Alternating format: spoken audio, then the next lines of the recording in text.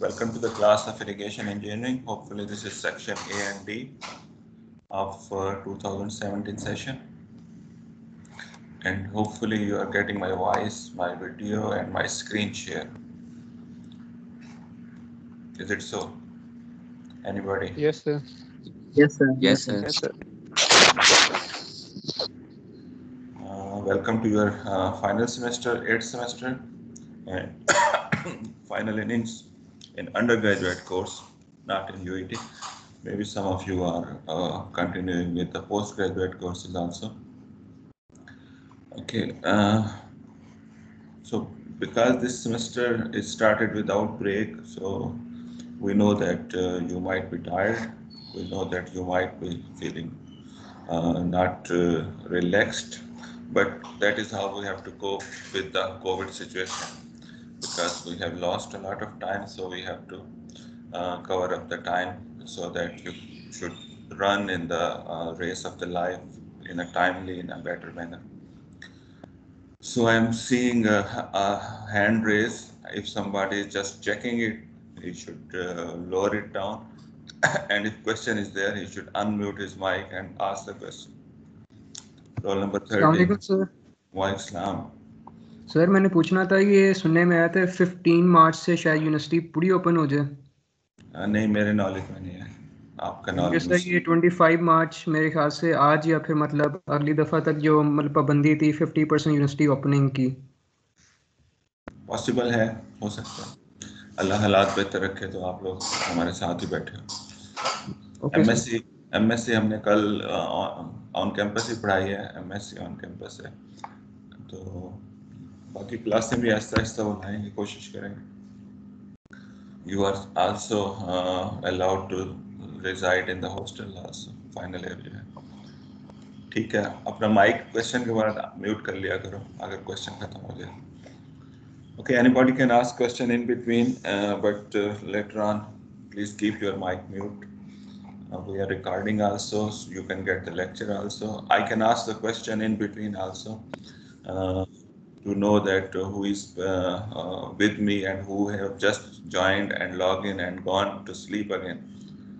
So be attentive, be active, and maybe in the next lecture I will ask the questions from the previous lecture.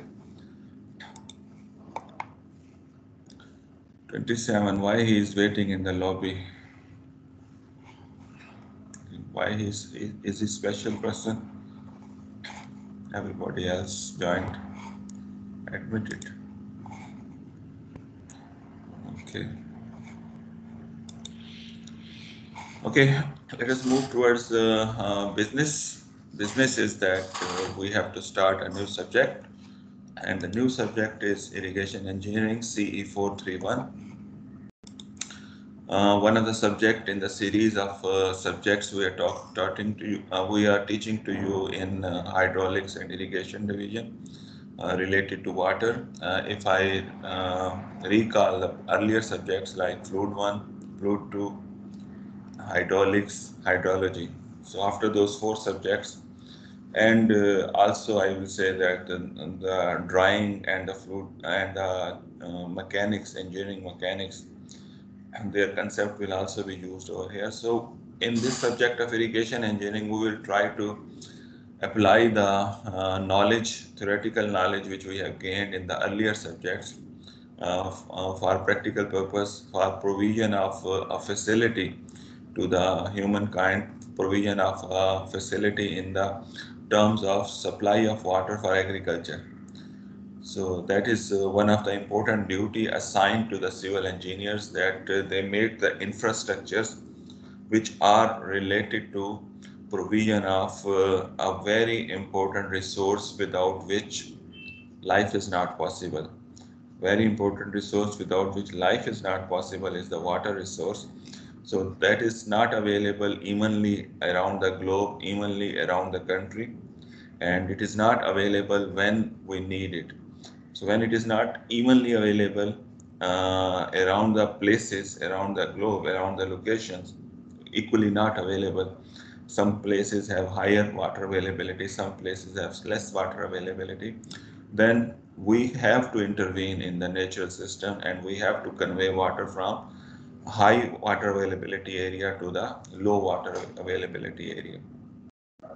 So wherever we have the possibility that we can collect the water over there, we make the reservoir so that we can use it in the later time of the year. And wherever we have the possibility, then we divert also water to the highland areas where we can carry out the cultivation and agriculture practices.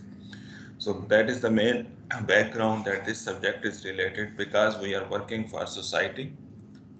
Some of you will be making the buildings, some of you will be the maker of highways and roads and projects like Orange Line and underground tunnels and things like that, and some will be going into the field, which will be providing the infrastructure related to provision of water. And water provision for agriculture purpose is a main duty of irrigation engineers and irrigation field. In every province, we have a department. We call them Department of Irrigation and Drainage Engineering.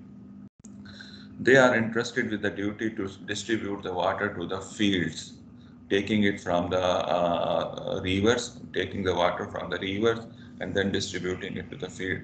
So they have a huge group of engineers who are maintaining their infrastructure, who are making their new infrastructure also, and who are managing those systems.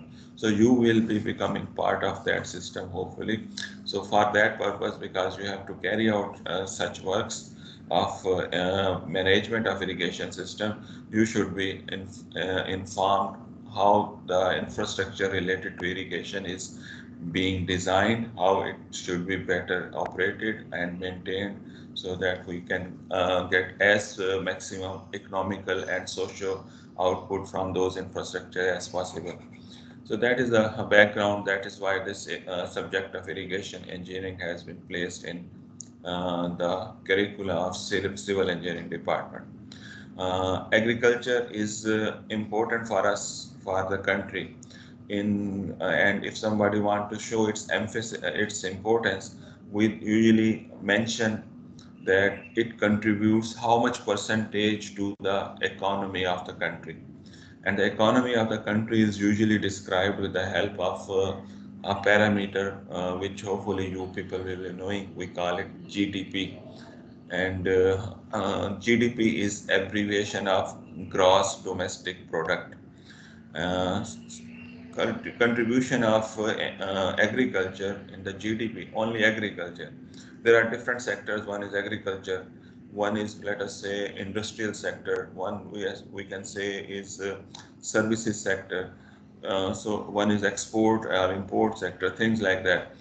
So only the agriculture sector in the economy contributes. It used to contribute higher values, but nowadays about 19% is a figure which is quoted by the Pakistan Statistical Department. We call it Bureau of Statistics. If you need some statistical information, keep this thing in mind. Bureau of Statistics collects the statistical data of all the Pakistan, and they publish it in the form of the reports. So they say that about 18 point something percentage of the economy is contributed, of the GDP is contributed by the agriculture. In Pakistan, agriculture cannot survive as it is now if irrigation is not there. So we're not teaching over here the agriculture engineering, but we need to teach you the one of the important requirement of agriculture engineering we call irrigation, supplying water for agriculture purpose. Supplying water for urban drinking is not irrigation. We call that as a water supply for urban usage. Water supply for industrial also will not come under irrigation, or they call it industrial water supply. So it is only for agriculture water supply that is called as irrigation. This course is designed in such a way that 3 hours credit are given to this subject in the theory part, and 1 credit is given in the lab part. And we have 3 + 3 contact hours, and hopefully everybody know that significance of this first letter in the number. 4 represents the fourth year, 3 represents the branch of our civil engineering, the channel of our civil engineering. So 3 is given to the hydraulic related subject, and 1 or 2 or 3 are the order number of the subjects: 431, 432, 4. The figures you are seeing in this title slide is a figure of an important infrastructure which is required for irrigation purpose, for canal irrigation. If we specifically say, irrigation can be done with the help of the canals also. Irrigation can be done with the help of other ways like tube-wells also. So this is for canal irrigation practices where they are going. So infrastructure like this is made. So Google Earth is showing us a water body. This one is water body. In between there are some deposition of the sediments, and we are seeing some few lines over here. After you have gone through this subject, you will be knowing what these straight lines, what these curved lines are actually are meant for. If you can categorize, if you can describe this one in the plan view, so you are looking from the plan view. This is a satellite view. So we are seeing this yellow line. Hopefully, those who are users of the Google Earth, they know this yellow line is representation of the roads over there, and rest is the natural color over there. So this bluish greenish is the water. So these are the structures, these are the tools which have been constructed over there, these straight things. Nature usually don't have very straight structures over there. So these straight lines are representation of some structures over there. So anybody can describe what are these structures? किसी को idea है ये क्या क्या दिखाया जा रहा है यहाँ पे? I would like your contribution quite often in this lecture, so it will not be one way talking. Now I am seeing your names and this list. At the moment, how many students are with me? 59 students are with me. So I am bringing that figure again in front of you, and I would like to tell me if anything you recognize in this figure, anything other than the water and land. Yes, sir. सही side पे roads वगैरह हो सकते हैं या कोई roads मैंने बता दी, येलो लाइन रोड्स को शो कर रही है, उससे आगे चलो। ये सबसे पहले आप देखें, एक आपको ना रोड के साइड पे एक डिवाइड वॉल वाला स्ट्रक्चर भी मिल रहा है, गाइड बैंक्स बने हुए हैं। Okay, you are familiar with the divide wall, you are familiar with the guide bank, okay, और yes, और ये विराज हेड है जिसके ऊपर हमारा जो रोड चल रही है। सर ये सारा ये पूरा स्ट्रक्चर एक विराज है, ये पूरा वियर है, ये पूरा स्ट्रक्चर ओके। जिस पर्टिकुलर के ऊपर आप देखें कि रोड जा रही है, ये इसको वैसे मेनली हेडवर्क्स भी बोलते हैं। और इट मींस मुझे ज़्यादा टीच करने की जरूरत नहीं पड़ेगी, that's fine. where it is written as Chashma Viraj, where it is written as Chashma Viraj, so underneath that is a weir. Of course, yes, under the water we cannot see the weir, but if I go downstream of that weir, I stand over here, somewhere over here where my mouse is at the moment. If I stand over here, look upstream side, upward means towards this one, then I will get this view at the bottom figure. So I will see some, we call them piers. I will say it seems to be walls, but these are piers. I will be seeing bridge over there. 2 bridges I can see. One is the main road bridge and one is a service bridge at the back end. And I'm seeing these black gates. These are the gates, or steel gates over there, which are closed at the moment. Their bottom is resting at concrete surface. So this bottom part is the weir. If this gate would have been open, I would have not been standing on the downstream side, or I would have been sitting on the boat. Then I would be, this picture would have been possible. But at the moment these gates are closed, we can stand in front of these gates. And when we want that water should be released, these gates are they are raised, and water gush water flow underneath the gates above the weir. So this barrage, this in the plan view, barrage over here is actually this weir and this gate and the series of such thing. There are 50, 60 gates, around 50 gates in this barrage. So somebody was talking about there is a divide wall. I cannot see that divide wall. Can you pinpoint that one? And guide bank also. Yes, sir. Left side पे जो under स्लूइसेस और main वेले को divide करी है. Sir ये छोटी सी जिसके साथ एक कैनाल छोटा सा वो कैनाल के साथ मतलब regulatory. I want to see the student who know what under sluice also. So sir actually हमारा FIPC में है इसलिए ये साइड को पता है. Okay.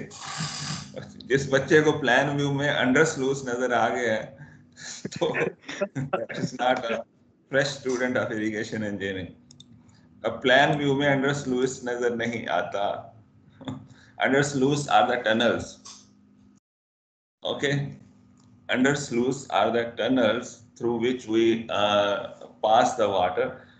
So in the plan view, water is above the tunnel. So we have to show you under sluice through cross-sectional view or through our drawing in which water is not there.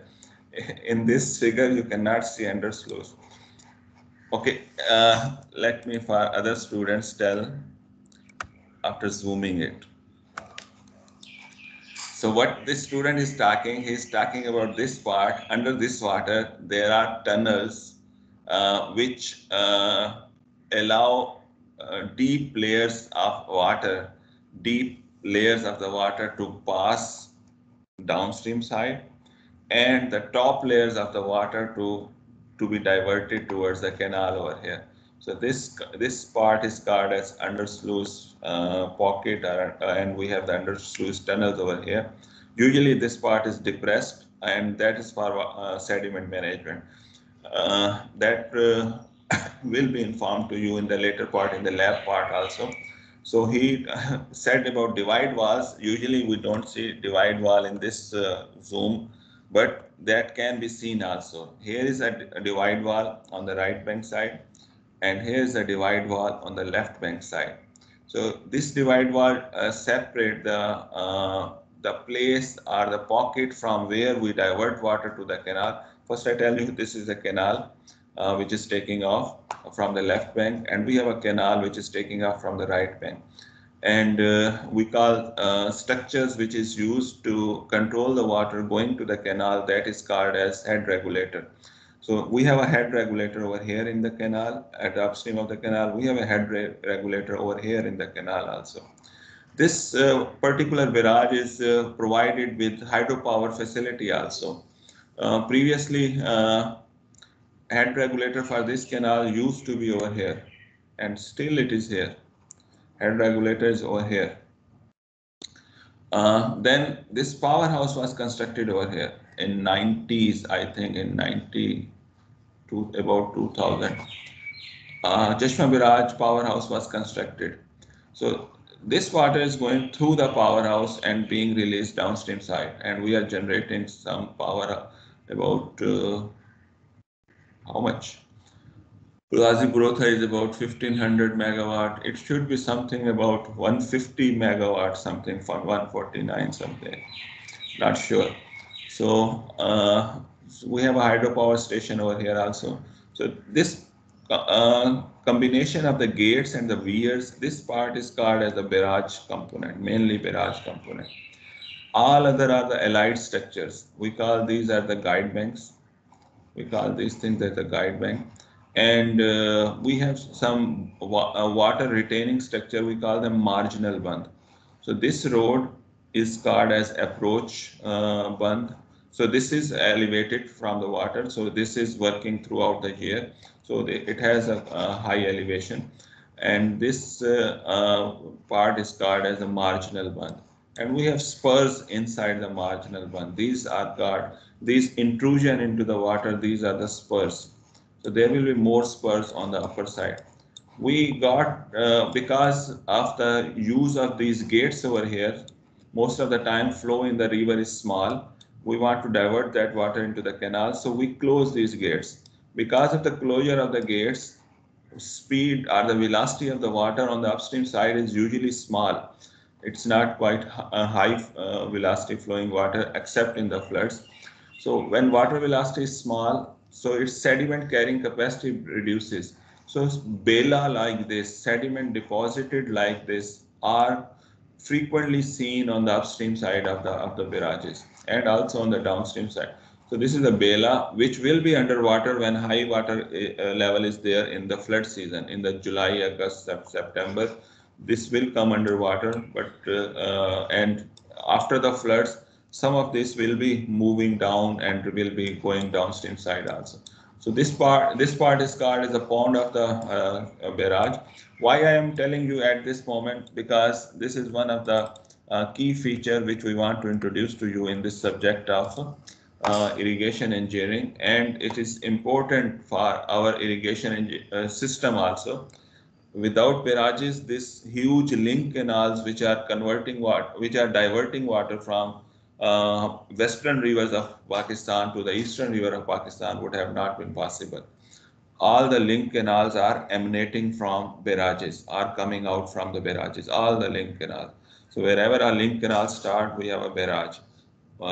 First link canal on the Indus is CJ link canal, not CJ link canal. I think, yeah, that one. So over here, so this one is a CJ link canal. So that is being taken off from the Chashma barrage.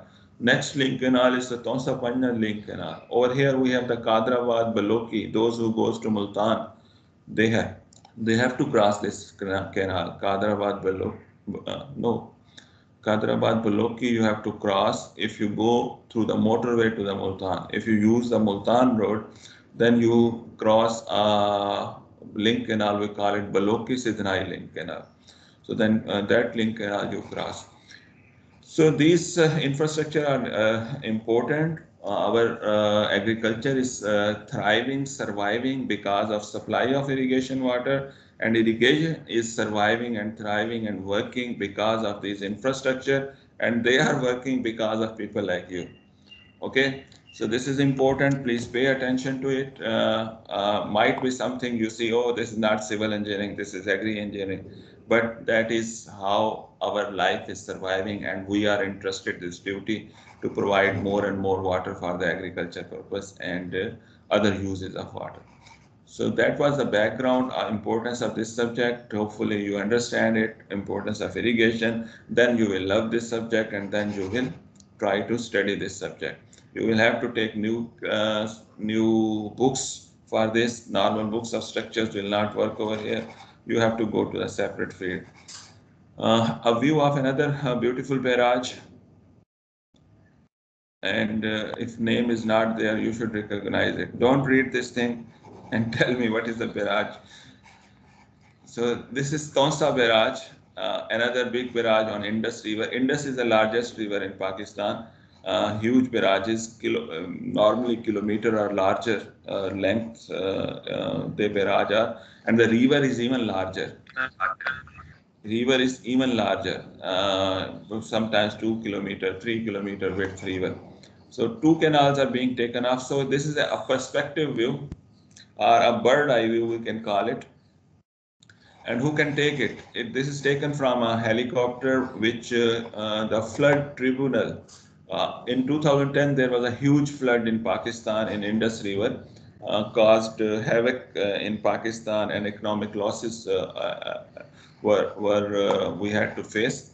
Loss of life was also over there. About 2,000 lives we lost in that flood, and millions of acres of the land was under flooded. I don't know if you remember that flood or not, 10 years ago. So in this flood, there was a huge damage because of the breach of the left marginal band of Tonsa barrage.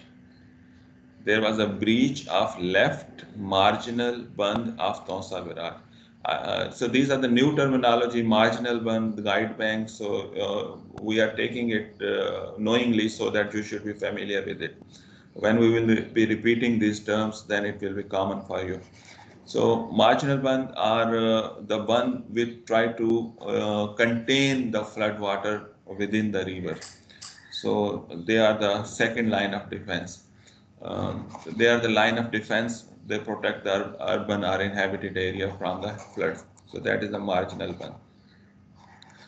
So marginal band was breached or broken, and flood water go as far as to Muzaffargarh from this place, and it never happened in history. Muzaffargarh is located on the right bank of Chenab Canal, Chenab River.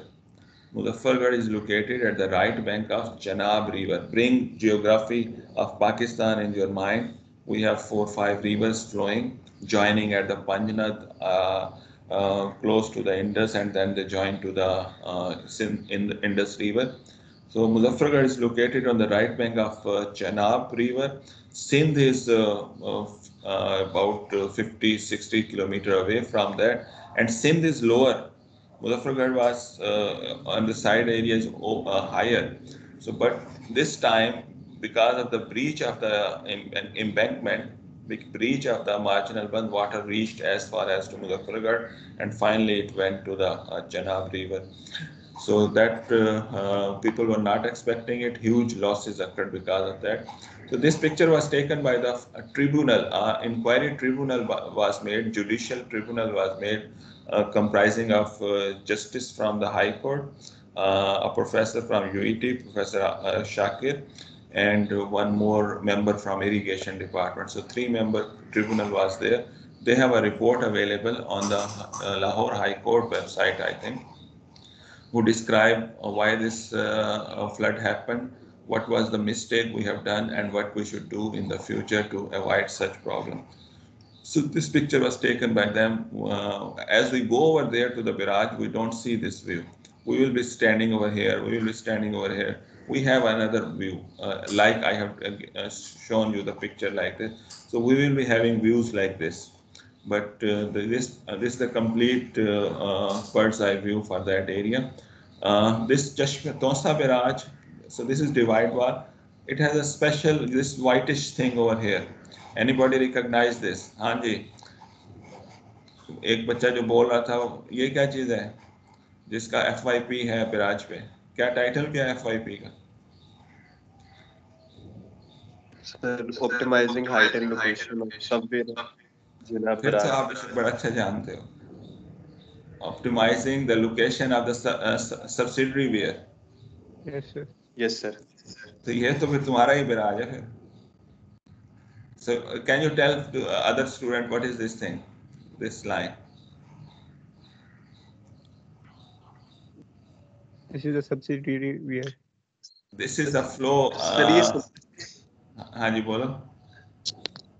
Sir मेरे हिसाब से ये होता है कि overflow consideration के अंदर जब आपका मतलब वाटर डिस्चार्ज सिग्निफिकेंट होता है तो उसका स्कोरिंग इफेक्ट रोकने के लिए जो है ये मेनली इंस्टॉल करते हैं, या डाउनस्ट्रीम साइड पे अगर आपकी हाइड्रोलिक जंप जो है वो मतलब एंटिसिपेटेड लोकेशन पे ना आ रही हो तो उसको कंट्रोल करने के लिए हम सिंपली बताओ ये है क्या, क्यों बनाया, ये नहीं पूछ रहा मैं. Why we have make it, that is not the question. What is it? Simple. क्या है ये? Why we have whitish line over here?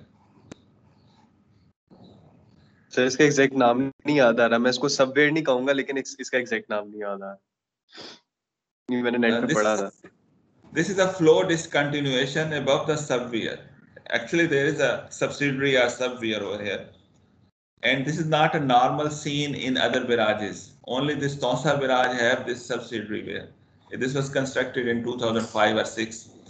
Reason was similar as you are saying, to improve the occurrence of the hydraulic jam and to reduce the erosion. Reason was the same, but for general public, this whitish line is flow discontinuity. When flow discontinuous, then there are bubbles are generated and flow looks to be whitish. Same is over here. Or if you see this whitish flow, actually this gate somewhere over here may be operating and some water is being released from here. So over here there is a disruption, there is a mixing, there is a bubbling, bubbles are created over here. So in picture we see something whitish water over here. Over here we have smooth water, no mixing, no eddies, no swirls. So that's why we are seeing a smooth surface of the water over here. So over here we are seeing a whitish part because of the agitation in the water, because of the swirling, because of the eddies, because of the bubbles. So same is over here. If it would have not been subsidiary wear over here, it would have been a smooth water like over here, like over here. So that is the flow over the subsidiary wear. That's not common in other, and you will not see this thing while you will be visiting over there. So this picture is quite interesting. You can see canals on the right bank, canals on the left bank. So things like this we have to teach you. That was the intro.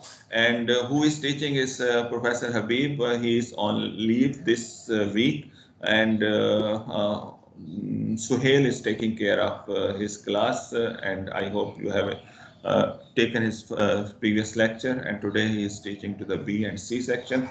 Along with me, my name is Dr. Noor Muhammad Khan. Along with me, hopefully Abdur Rahman, engineer Abdur Rahman will be taking care of the lab part. And this barrage thing, its assignment, its design will be covered in the lab part.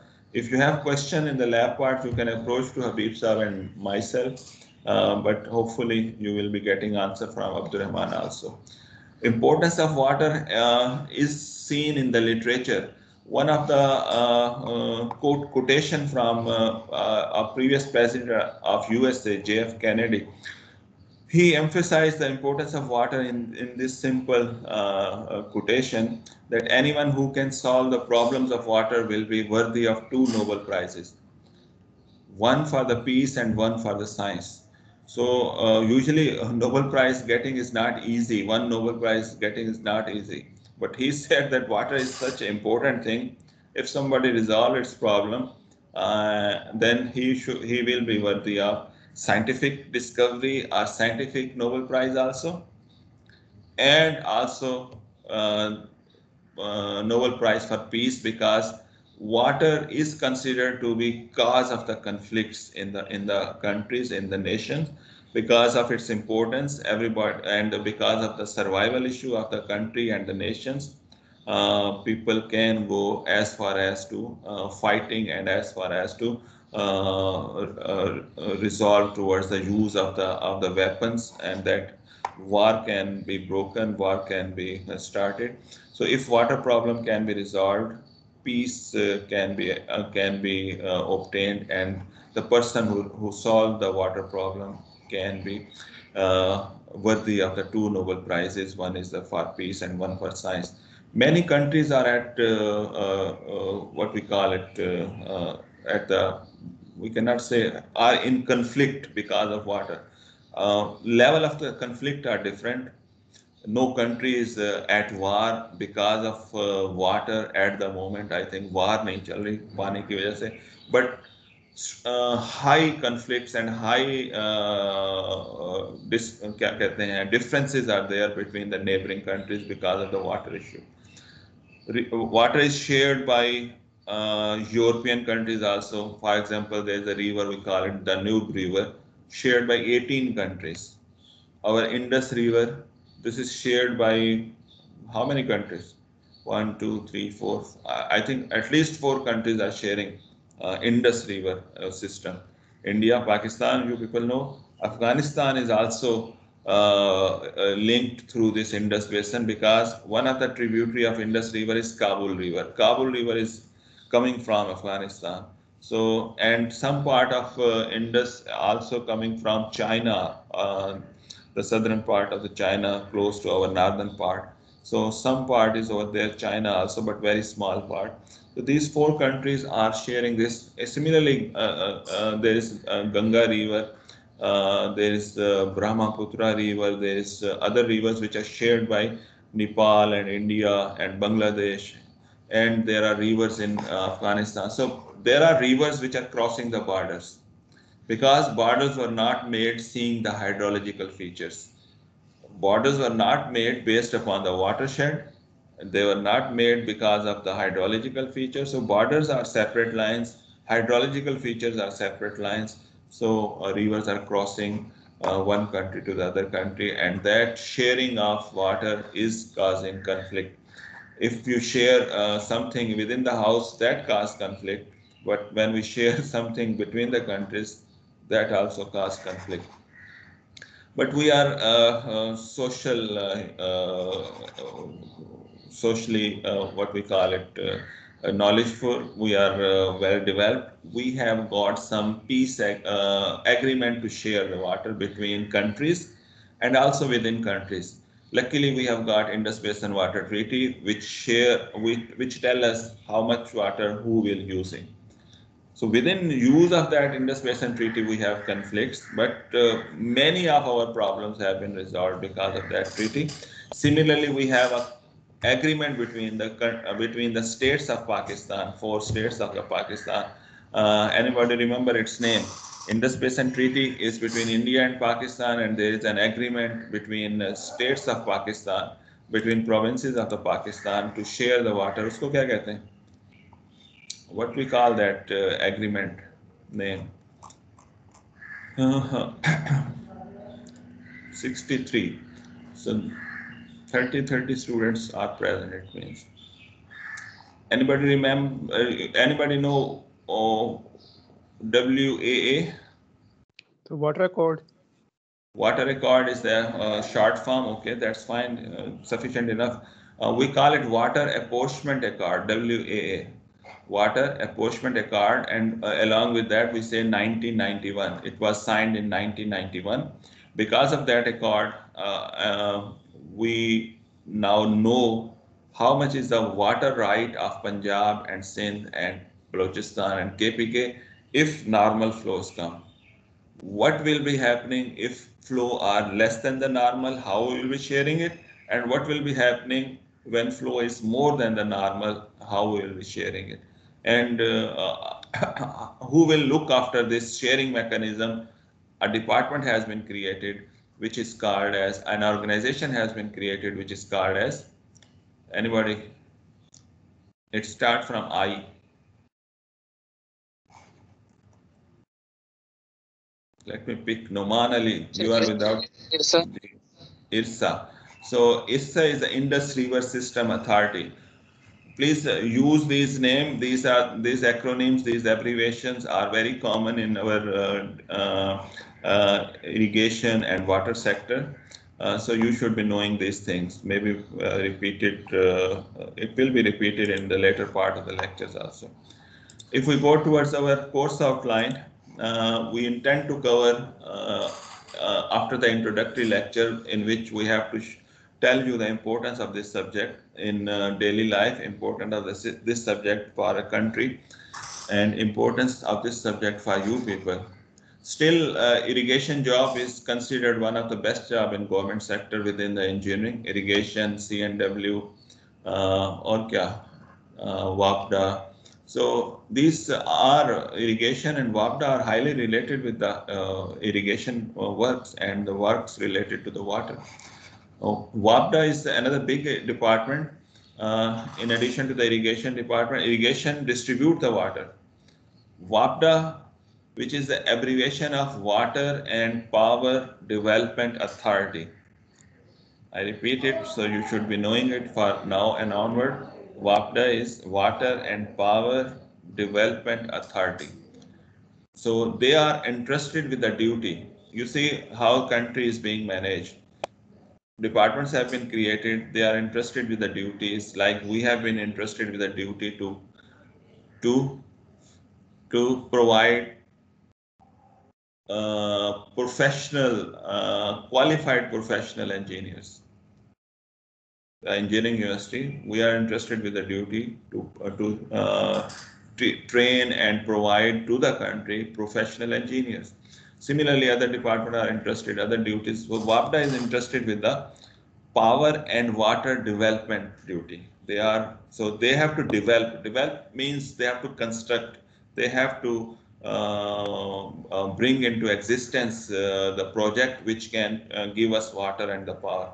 So they are actually owner of the large reservoir, and they have constructed them. They have managed to construct them, and afterward, their water is given to the provinces for their use. So provinces are not managing big reservoir, although they can make small reservoirs, they are managing some small reservoir, but the big reservoirs are managed by the WAPDA and created by the WAPDA and operated by them also. So after this introductory lecture, I'm telling you merits and demerits of irrigation and introduction of this irrigation system in Pakistan, and we call this irrigation system as Indus Basin Irrigation System. So this will be introduced to you, and that introduction will mean, okay, overall view of the Indus Basin. Overall view mean which structure are available for what purpose, and which canals are conveying water to which area. So that will be the overall view of Indus Basin Irrigation System. And along with that, we will be telling you how the water resources sector of Pakistan, this water sector. So water is an important natural resource. We have not created, we cannot create it. So this is naturally available. Its quantity is limited. It is not available. We cannot take it out unlimitedly. So its quantity is limited in a time frame, although it is going in a hydrological cycle, and it replenish its and it recharge or replenish itself in a cyclic manner. But within a cycle, within a time frame, its quantity is limited. So we have to use it very carefully. So who is planning and developing the water sector of Pakistan? For example, this WAPDA is playing important role in planning and development of the water sector.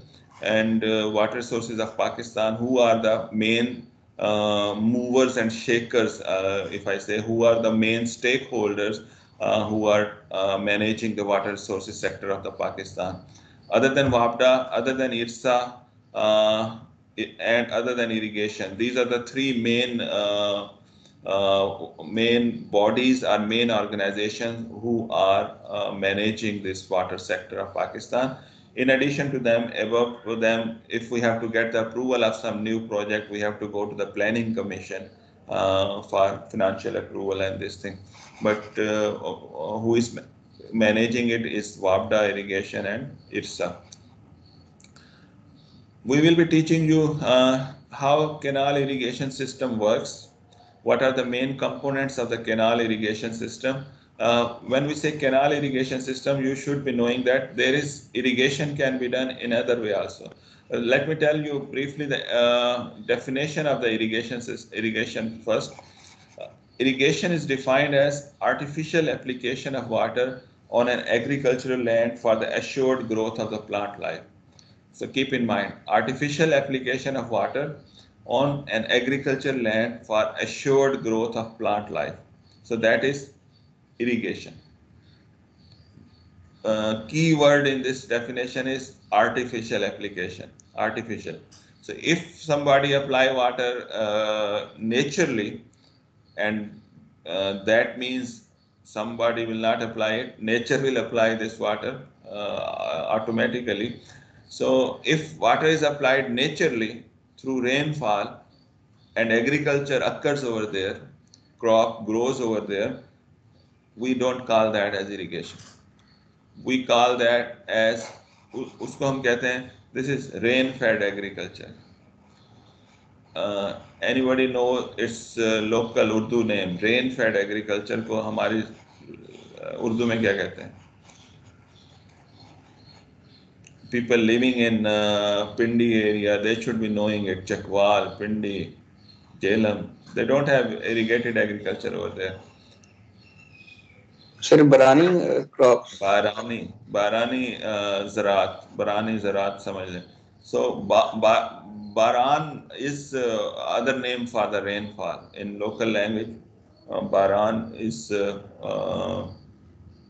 we don't use it quite commonly, but Baran means, I think, rainfall. So that agriculture which sustain because of the rainfall, that is called as rain-fed agriculture. We have quite huge area which is rain-fed, which is thriving on rain-fed agriculture. All undulated area where the canal cannot reach. Canal usually are going in the plain areas. Canal are running in Pakistan in the plain area. It is difficult to construct the canals in the hilly area. People have made small channels to divert water, but very small channels. So in those who are living in Peshawar, they will say that, oh, we have the Peshawar Canal, but Peshawar Valley itself becomes plain as compared to the hilly area on the surrounding area. Swat is itself Swat Valley. There is Swat Canal also, which also run in the hilly area. But this undulating area, irrigated agriculture is difficult. Usually, if rain, they have the sufficient rainfall, and usually they have the rain-fed agriculture. Very limited quantity of irrigated agriculture in hilly area. So irrigated agriculture is more common in plain area like Punjab and Sindh and some part of Balochistan close to the Sindh and Punjab. So we know that this is artificial application of water. So one way of artificial application of the water is through the canal irrigation. So we will be telling you how the canal irrigation is working and what are the infrastructure related for that, like barrages, like headworks, like canals. Within the canal, we have small infrastructure, small structures. We call them canal falls.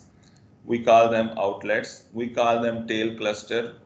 So these will be introduced to you, and their design concept will be told to you. So that if you are in irrigation department or in WAPDA, you should be able to design them, or you should be able to change them, or you should be able to understand their working principles. So it will include silt, design of the canal also, design of the barrage also, measures to control the silt also, weir design on permeable foundation, that is the barrage design. Barrage is actually a weir with some gates installed on it. So weir along with gates is called barrage, and it has sheet piles and well foundations. So these are the parts of the barrage which will be introduced to you. Then irrigation channels will be introduced to you. Already you know how to find the cross section of a lined canal using Manning equation or Chazy equation. I think in fluid 1 and fluid 2 and in hydraulics also in open channel chapter, you know that if discharge is informed to you, you can propose a cross section. But what you don't know is if sediments are coming in with that water, then what should be the suitable velocity for that? So we call that thing as a non-silting, non-scouring velocity. So that will be introduced, and hopefully maybe Sohail has introduced this part also, using Kennedy and Lacey theory. These two engineers were working in the irrigation department of Indo-Pakistan before partition. Through the practice, through the already working canals, stable canals working in that area, they related the flow parameter like depth and the width and the slope with the velocity. They say that, and with the sediment also. They say that if sediment size is so much, then velocity of so much is the right one, and that will not cause excessive sedimentation, that will not cause excessive erosion. Sedimentation is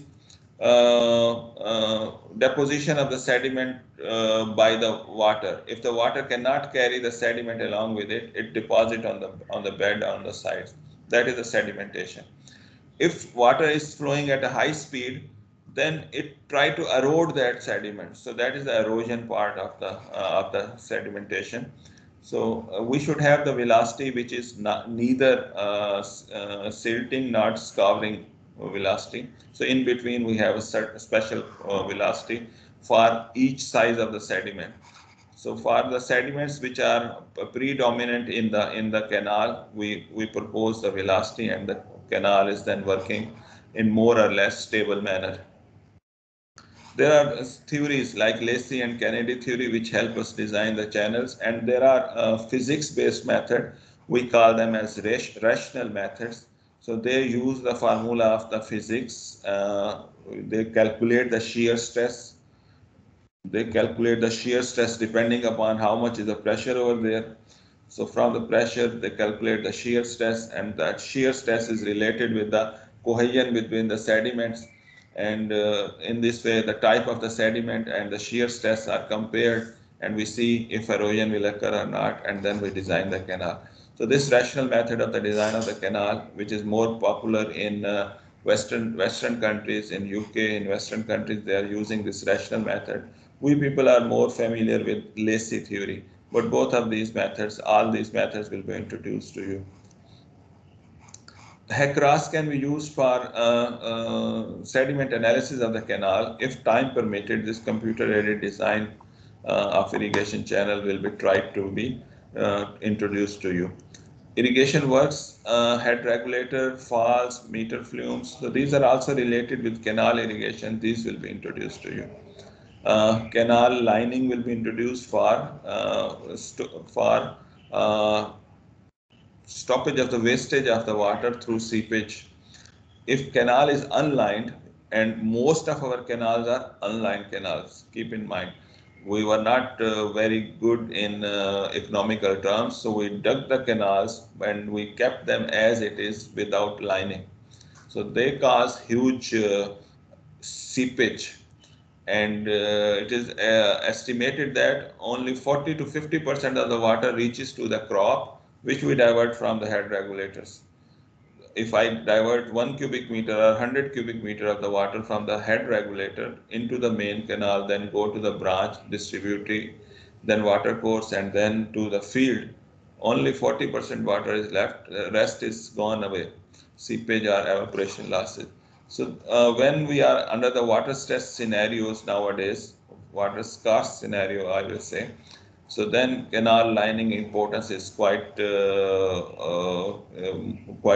highlighted, and you should be knowing canal lining methods, how we can line the canals, how many types of lining are there, and you should be also proposing such lining methods in the new canals which you will be constructing in your professional life.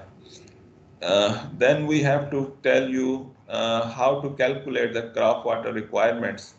For design of the canal, you need to know how much is the water requirement of the area for which you are providing the irrigation. Then that will be relating us with the agriculture people. You should be knowing which cropping pattern is there, what are the types of the crop over there. So when from this information, cropping pattern, we have the formula available which convert the which help us calculate their water requirement for each crop. So these formula methods of computation of the water requirement for crops will be introduced, and some terminologies like duty of the irrigation water, water allowance so for each canal, delta of the crops. So these are the new terminologies, and these will be introduced to you, but not difficult. Delta means total quantity of water in terms of depth. How much quantity of water is required by a certain crop for the whole crop period. For example, I tell you, delta for wheat is 30 centimeter or 12 inches. So we need to supply throughout the life of the wheat 12-inch depth of water. And usually we should tell you the quantity of water in volume, in cubic meter. In irrigation, in agriculture, usually we tell the quantity of water in terms of depth. If you want to convert it into volume, multiply it with the area for which you want to provide it. So for 1 acre or 1 hectare wheat, for 1 hectare of the wheat, if you want to provide water, 30 centimeter water, it should be 30 centimeter multiplied by area of 1 hectare. So hopefully some of you will be knowing area of 1 hectare कितना होता है metre square में Hector कितना होता है metre square में 1 hectare is equal to 10,000 meter square. Similarly, 1 acre जो है which is a local area unit, that is 43560. ये रटे लगा लो 43560 square feet is 1 acre.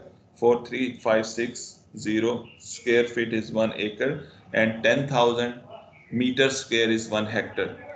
And hopefully you know 1 meter is 3.28 feet, so we can convert them into each other. So 2.46 acre make a hectare.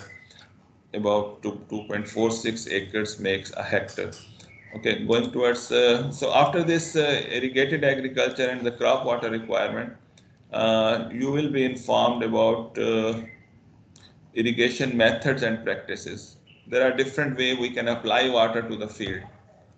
First thing is conveying water to the field. The second is applying water to the field. One is simply flood the field. Another thing is make the channels, furrows. One way of the modern method is sprinkler. One modern method is drip irrigation. So all these 4, 5, 6 methods will be introduced to you. And one of the management concept, we call it as a participatory irrigation management. Involve the people who are using the irrigation water in managing that irrigation system also. So in designing that irrigation system also, that is a participatory irrigation management. Like we can have a participatory education system over here also. If we involve you people in curricula design, in delivery of the curricula, in accounting of our outputs, so that will be participatory way of managing this university. Similarly, people are considering that that system of irrigation can be run in a better way. If people who are the user of this system, they should be involved in decision making also. That is participatory irrigation management. So waterlogging and salinity are the twin menace, twin problems usually come together but can be separate from each other. Waterlogging is raising of water to the root zone level. If this is the groundwater ground level, if usually the groundwater level is much lower than the ground level. Groundwater level is much lower than the ground level. But if the groundwater level raises to the root zone level, and the root zone is 1 meter, 1.5 meter, 2 meter from the ground, the depth up to which the root reaches. So that is the root zone. Root zone with respect to the crops, with respect to the agriculture. So the depth up to which the root goes, if water table rises to that level, we say this area is waterlogged. Why we are concerned about it? Because when it is waterlogged area, the nutrients which are required from the soil to the plant, those are not reaching to the plant. Sometimes they need some nitrogen gas, some nitrates also from the soil also. They don't only need water from the soil. Plant don't only need water from the soil. They need other nutrition also. In waterlogged area, that does not happen. That becomes stopped, and the yield of the crop and the output of the crop is then affected. So waterlogging causes huge losses, economic losses to the agriculture sector. So, and similarly, salinity is excess quantity of salt in the soil. We call it salinity. It is caused because of the salty water or because of the salt coming from the minerals also. If we continuously apply high dissolved salt water on the field, continuously apply for several years, and we are doing it, so then salt will remain on the surface and the water will be either seeped down or it will evaporate. So continuous deposition of the salt on the surface increase the salinity, and a time comes that it start affecting the output of the crop. So we say that this local language we call salinity as Thor, and we call waterlogging को waterlogging ही कहते हैं, but salinity इसको हम कहते हैं same or Thor. Waterlogging is same and salinity is Thor. So this effect of waterlogging and salinity is controlled. This is also controlled by WAPDA. WAPDA is also given this duty to carry out projects. We call them SCARP project. Now again write the abbreviation of this SCARP, SCARP, S-C-A-R-P, Salinity Control and Reclamation Projects, SCARP. So there was a series of SCARP projects carried out by WAPDA in last 4 or 5 decades. SCARP 1, SCARP 2, SCARP 3, I think up to 10, 12 SCARPs they have carried out. And that their main purpose was to reclaim the land which we lost to waterlogging and salinity. They did it by constructing huge drains. They did it by pumping the excess water through the tube wells, and they did it through a system which we call as a tile drains. And they have also done it with the help of lining of the irrigation canal. So different methods they have adopted to regain the lost land from the waterlogging and salinity menace. And pumping can help in this way in waterlogging and salinity. So we will also telling you different type of the drains and different kind of the pumping mechanism which we use for avoiding the waterlogging and salinity. So that is the course outline. I stop it over here. It is 9:05. After 10 minutes, I will continue with the rest of the slides, how we will be delivering it, what should be the, what is the books required, and then merits and demerits and the importance of irrigation will be further elaborated. So any questions up till now, any comments up till now, you are welcome. वरना फिर 10 minute के अपनी टांगें सीधी कराओ, जाओ नाश्ता करो, चाय पियो, भेज सकते हो तो यहाँ भी भेज दो, ठीक है? Yes, sir. Okay, 10-minute break. Yes, I am leaving. I am stopping the recording also so that the video size should be small.